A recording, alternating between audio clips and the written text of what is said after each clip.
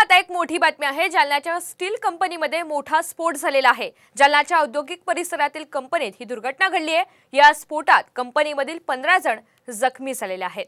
जालन्याच्या स्टील कंपनीत हा मोठा स्फोट झाला आणि जालन्याच्या औद्योगिक परिसरातील कंपनीमध्ये ही दुर्घटना घडलेली आहे।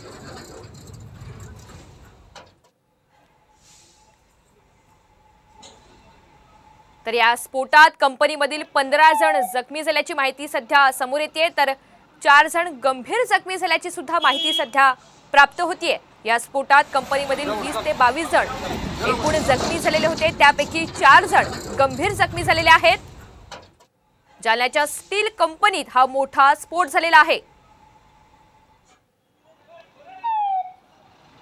जालन्याच्या औद्योगिक परिसरातील कंपनीमध्ये ही सगळी दुर्घटना घडलेली आहे। दरम्यान स्फोट नेमका कशामुळे लागला याचं कोणतंही कारण अद्याप समोर येऊ शकलेलं नाहीये। मात्र महत्त्वाची बाब म्हणजे 4 जण गंभीर जखमी झालेले आहेत।